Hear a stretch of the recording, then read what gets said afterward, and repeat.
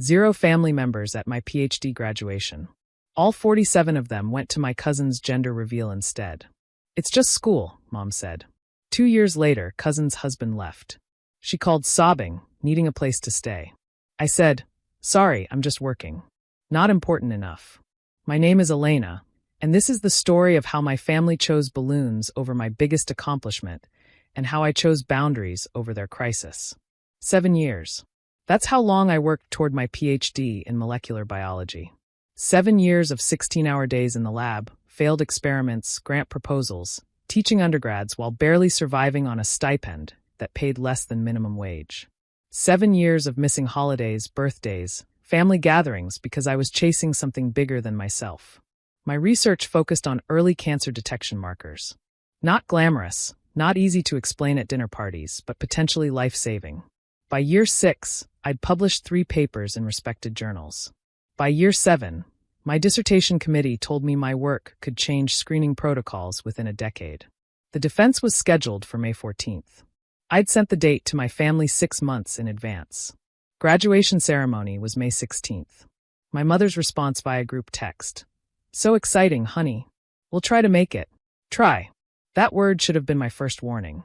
My cousin Brooklyn was 26, married to her high school boyfriend Tyler, and pregnant with her first child. She'd always been the family favorite, bubbly, social, the kind of person who made every gathering about her without even trying. Where I was quiet and bookish, Brooklyn was loud and magnetic. I didn't resent her for it. Not really. We'd been close as kids, before life pulled us in different directions. In March, 2 months before my graduation, Brooklyn announced she was having a gender reveal party. The date, May 16th. The same day as my graduation ceremony. I called my mother immediately. "Mom, that's the same day as my graduation." "Oh, is it?" "Well, Brooklyn just announced it." I'm sure she didn't know. "I sent the date 6 months ago." "Honey, you know how Brooklyn is. She probably forgot. Can't you just go to your graduation and then come to the party after?" My graduation was 3 hours away, in the city where my university was located. Brooklyn's party was in our hometown. It was physically impossible to attend both. "Mom, this is my PhD graduation. I've worked 7 years for this. And Brooklyn's having her first baby. This is a big moment for her too. Can't you be flexible?" I felt something crack inside my chest. "I sent you the date first." "Elena, don't be selfish. Brooklyn needs family support right now. You're always so focused on your work. This is about more than just you." I hung up before I said something I'd regret. Over the next 2 months, I watched the family group chat explode with excitement about Brooklyn's party. Detailed plans, color schemes, catering options. My graduation was mentioned exactly once when my aunt asked, "Aren't we supposed to go to something for Elena that day?" My mother's response, "Oh, she'll understand. This is Brooklyn's first baby." 47 family members RSVP'd yes to the gender reveal. Aunts, uncles, cousins, second cousins, even my grandmother who rarely left her house anymore. 0 RSVP'd to my graduation. The day of my defense, I stood in front of my committee and presented 7 years of research. My hands shook holding the laser pointer. My voice cracked twice. But I made it through. "Dr. Reyes," the committee chair said when I finished. "Congratulations. Your work is exceptional. Dr. Reyes." I'd done it. I called my mother from the parking lot, crying happy tears. "I pass, Mom. I'm officially Dr. Elena Reyes." "That's wonderful, honey. Listen, I'm at the party store with Brooklyn. Can I call you back?" She didn't call back. Graduation day arrived. I put on my doctoral regalia, the velvet tam, the blue and gold hood that represented my field and university. I looked at myself in the mirror and felt proud and utterly alone. My faculty advisor, Dr. Morrison, found me before the ceremony. "Where's your family?" she asked, looking at the empty seats I'd reserved. "They couldn't make it." Her face softened with understanding. She'd mentored enough graduate students to recognize this particular pain. "Then you'll sit with mine," she said firmly. Dr. Morrison's family, her husband, her 2 teenage kids, her sister, cheered when my name was called. They took photos. Her husband recorded video. Afterward, they took me to dinner at an Italian restaurant where we toasted with Prosecco. "To Dr. Reyes," Dr. Morrison said, raising her glass. "Who's going to change the world?"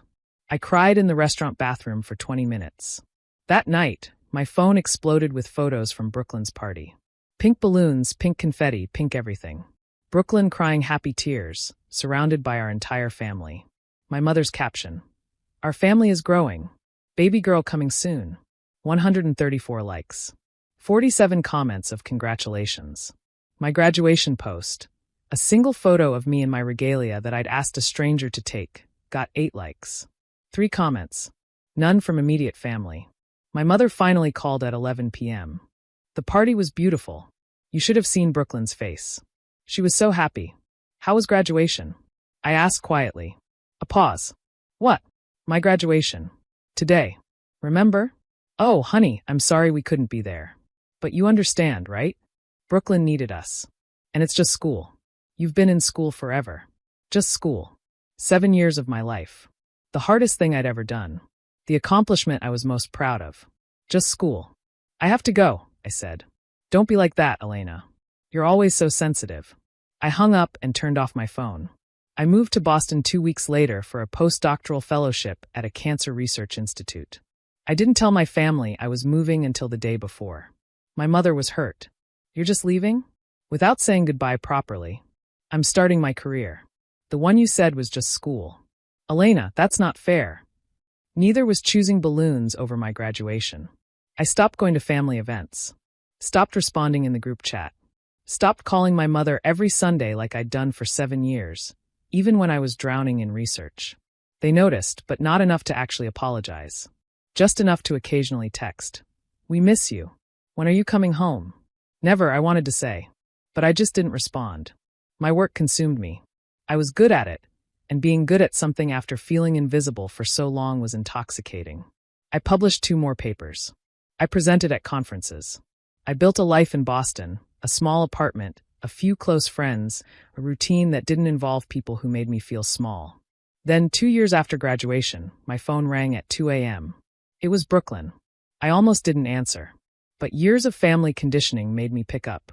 Elena. Her voice was wrecked, sobbing so hard I could barely understand her. Elena, please, I need help. Brooklyn? What's wrong? Tyler left. He's gone. He took everything. I have nowhere to go.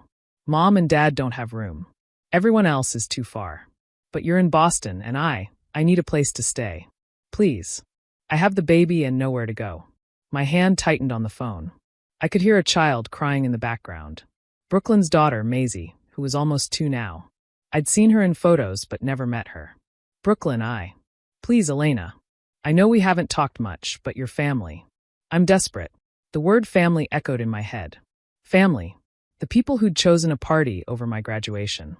The people who'd made me feel like my life's work was nothing. I took a breath. I'm sorry, Brooklyn. I can't help you. Silence. Then what? I can't let you stay with me. Elena, I'm your cousin. I have nowhere else to go. You had somewhere to go 2 years ago. You had my graduation to go to. But you chose a gender reveal party instead. That's what this is about. Her voice went shrill. You're still mad about that? Yes. I'm still mad that 47 family members chose balloons over the biggest accomplishment of my life. I'm mad that my mother told me it was just school. I'm mad that nobody apologized or even acknowledged how much that hurt. Elena, I was pregnant. I wasn't thinking clearly. You scheduled your party on the same day as my graduation. You knew. Everyone knew. And you all chose. So you're going to let me be homeless? Me and my baby. Something in me hardened. You have 47 family members who showed up for you. Call them. They can't help. Then I guess you understand how it feels when family isn't there when you need them. Brooklyn's voice turned vicious. You're a selfish bitch. Maybe. But I learned from the best. I hung up. My phone exploded within an hour. Calls from my mother, my father, 3 aunts, my grandmother. Texts in the family group chat I'd muted years ago. My mother left a voicemail. How dare you turn your back on family? Brooklyn needs you, and you're being petty about a graduation? Grow up, Elena. An aunt texted. This is not who we raised you to be. Family helps family. My father called and said simply, I'm disappointed in you. I turned off my phone and went to work. Dr. Morrison found me in the lab at 6 a.m., running samples because I couldn't sleep. You okay? She asked. I told her everything. The graduation, the party, Brooklyn's call, the family fallout. She listened, then said, Did they ever apologize? No. Did they acknowledge they hurt you? No. They said I was being sensitive. Then you made the right choice. Boundaries aren't cruel, Elena. They're necessary, especially with people who don't respect you. But she has a baby, and 47 family members who can help her. You're not responsible for fixing a crisis created by someone else's choices, especially when those people have never shown up for you. I wanted to believe her, but guilt is a powerful thing. Brooklyn moved in with my aunt 2 states away. I found out through the family grapevine, the same grapevine now calling me heartless and selfish. A cousin I barely knew sent me a Facebook message. "I can't believe you abandoned Brooklyn. What kind of person are you?" I replied, "The kind who worked 7 years for something and had her entire family skip it for a party. Where were you when I needed support?" She blocked me. My mother called from a new number I didn't recognize. I answered by mistake. "You've ruined this family," she said. "Brooklyn is traumatized. Maisie asks about you. How can you live with yourself? Maisie doesn't know me. None of you do. Because you cut us off. Because you made it clear my life didn't matter. Tell me, Mom, do you even know what my research is about?" Silence. That's what I thought. You never cared enough to ask. But I'm supposed to drop everything when Brooklyn needs help. She's family. So am I. But you forgot that 2 years ago. I hung up and blocked the number. 6 months passed. The family stopped calling. I assumed I'd been officially disowned, and honestly, it was a relief. Then I got a letter in the mail. Real paper, handwritten. From my grandmother. "Elena, I'm old enough to tell you the truth. Your mother is wrong. I went to that party because everyone else was going, and I didn't want to cause drama. But I should have gone to your graduation. You earned something beautiful, and we ignored it. I don't expect forgiveness. But I want you to know, I'm proud of you. And I'm sorry. Love, Grandma." I cried reading that letter. Not because it fixed everything, it didn't. But because someone finally saw me. I called her. We talked for 2 hours. She told me Brooklyn was doing okay, living with my aunt, working at a dental office. Tyler was gone for good. "She asks about you sometimes," Grandma said. "I think she regrets how she treated you." "Did she apologize?" "No." "Then she doesn't regret it enough." Grandma sighed. "You're stubborn. You get that from me." I smiled. "Thanks. It's been 3 years since graduation now. I'm still in Boston. My research is gaining traction. We're in early clinical trials for a new screening protocol that could detect pancreatic cancer years earlier than current methods.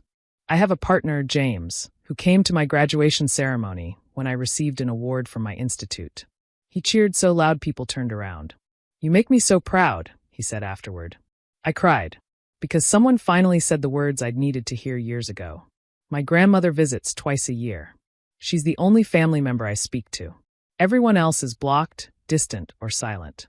Sometimes I wonder if I did the right thing. If boundaries were worth the cost of losing almost everyone I grew up with. Then I remember standing alone at my graduation, watching 47 people choose balloons over me. And I know, I didn't lose them. They lost me. Brooklyn sent a friend request on social media last month. I didn't accept it or decline it. I just let it sit there, pending, the way my family let my accomplishments sit unacknowledged for years. Maybe someday I'll be ready to talk. Maybe someday there will be real apologies, real accountability, real change. But not today. Because here's what I learned. You teach people how to treat you. And for too long, I taught my family that I would accept being invisible. Now I'm teaching them something different. That I matter. That my work matters. That my accomplishments aren't just school. And if they can't see that, that's not my problem anymore. If you've ever been made to feel small by the people who should celebrate you, remember this. You don't owe anyone access to your life. Not even family. Especially not family who makes you prove your worth over and over while giving unconditional support to everyone else. Set boundaries. Protect your peace. Celebrate yourself. Because the people who matter will show up. And the ones who don't, they'll eventually realize what they lost. Dr. Elena Reyes, PhD. Cancer researcher. Boundary setter. Finally free.